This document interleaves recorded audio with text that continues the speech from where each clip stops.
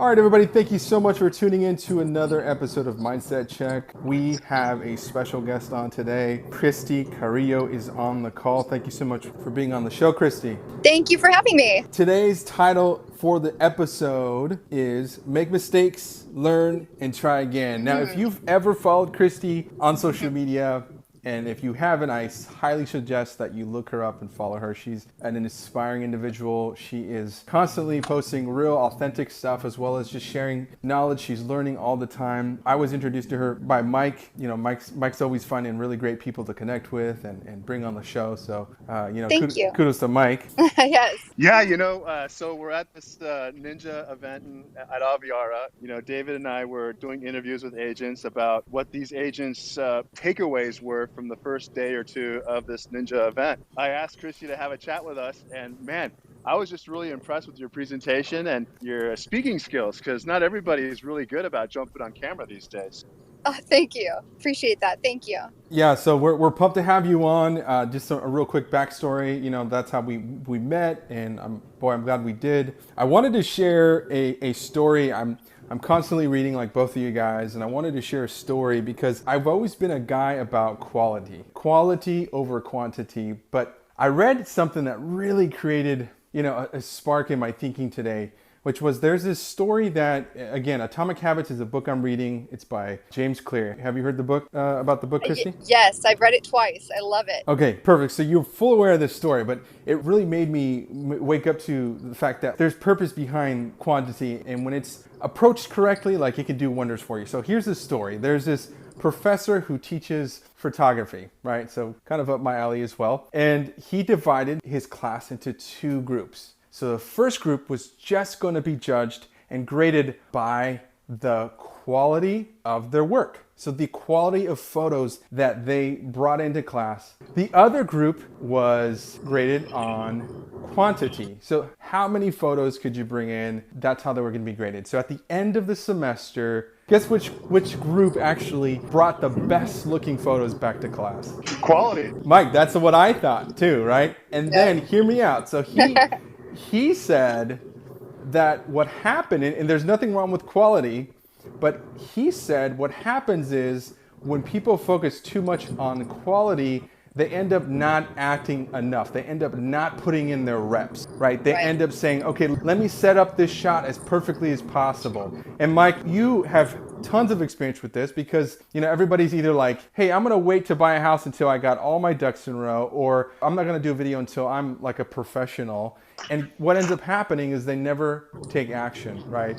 What he discovered was the students who tried and failed, made mistakes and learned and tried again, they were able to perfect their skill because they kept trying and trying. They consistently improved on what they were doing. They failed forward. Forward. Yes.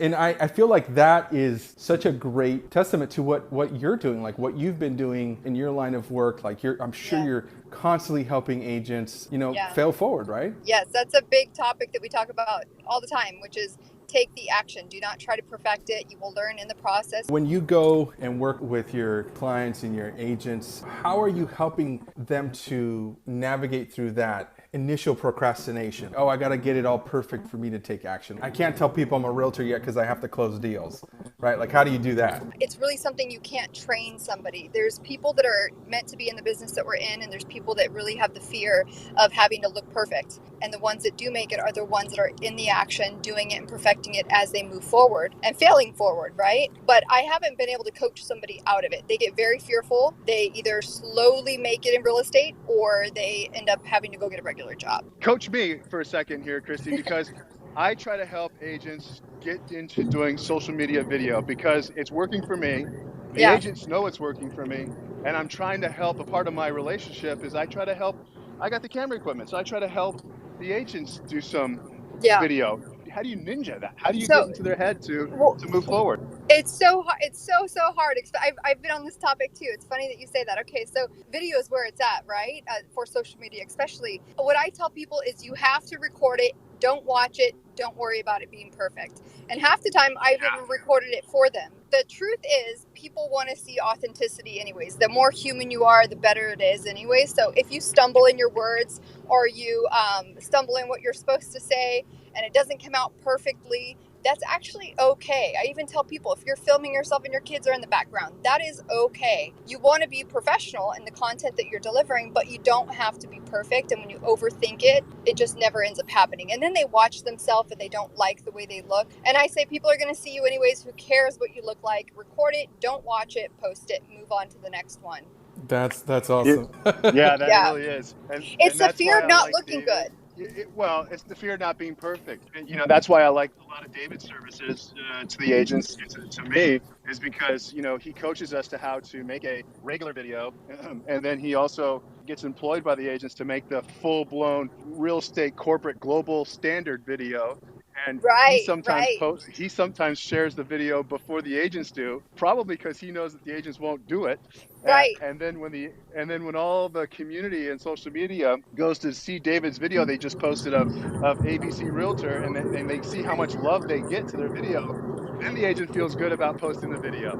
So yeah, I love your idea about just posting it for them. Get their content out there. Mike, thank you for that. What I notice about why I got into video, ultimately, because video is a way I feel people heal and evolve.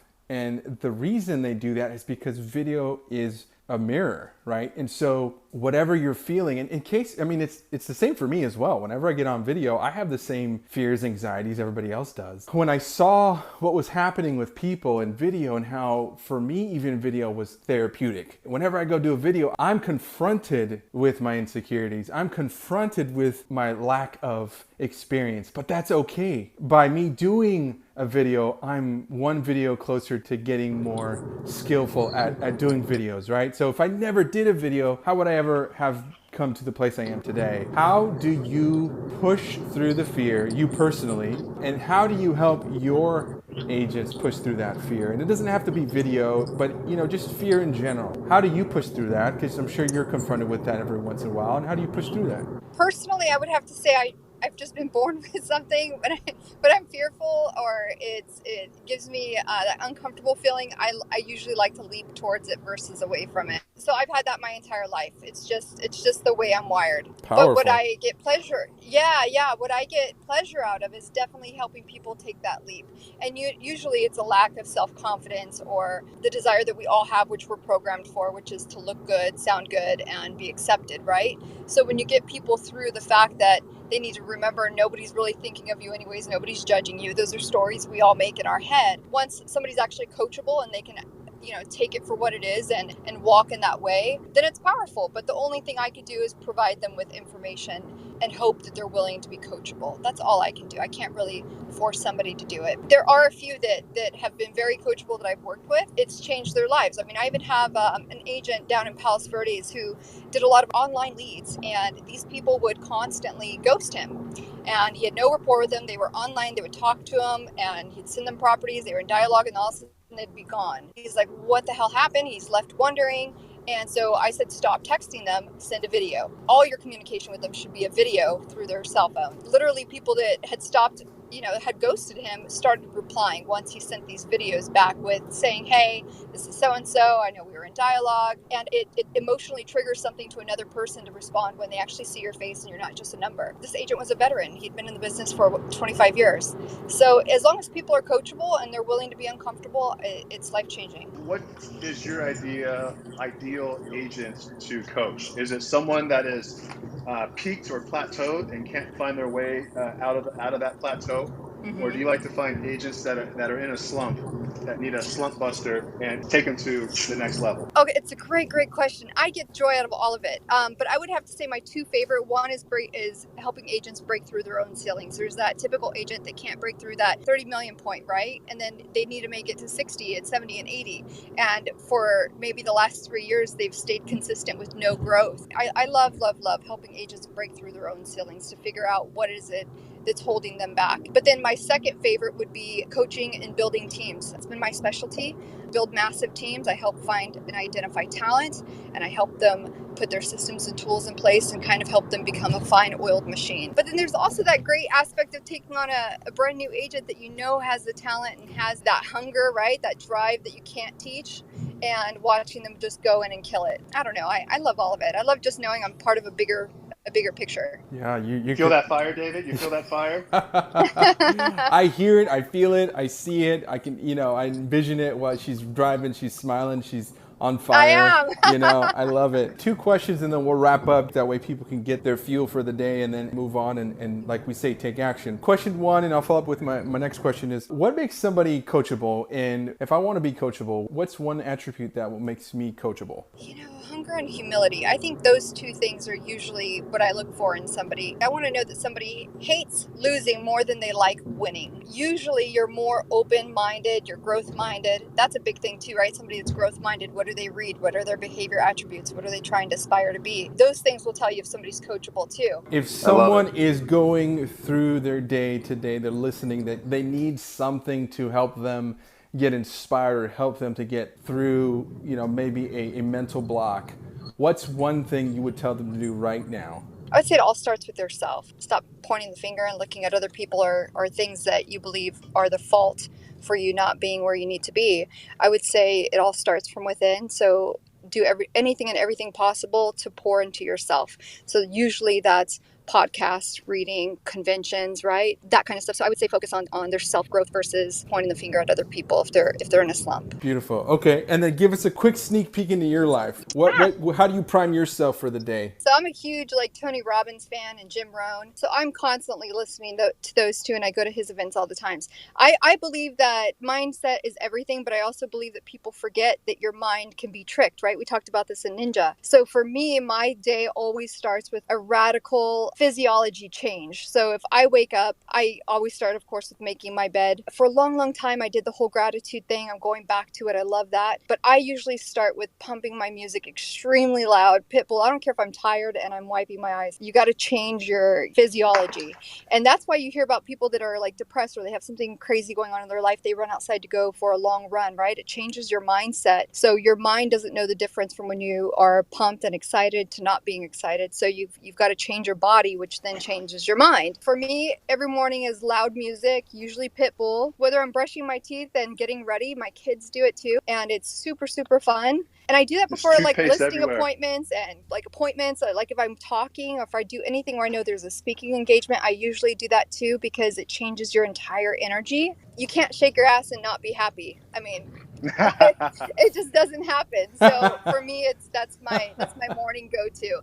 Is usually listening. If I'm driving on my way into work, it's listening to somebody of course, Tony Robbins, Jim Rohn. But my morning is definitely dancing around like crazy to get the change in my physiology. Hearing what you're doing, how you're priming yourself for the day, and also just how you're pivoting if you come up against a challenge. I love that you're fearlessly running towards the fear, running towards the challenge. I think that's so encouraging. Christi, thank you so much for being on. We definitely have to have you back on. I appreciate it. Thank you so much. Yeah, indeed. And you guys all have a great day. All right. Thank you. All right. Keep shining, guys. Thanks, David. Thanks, Talk to you soon.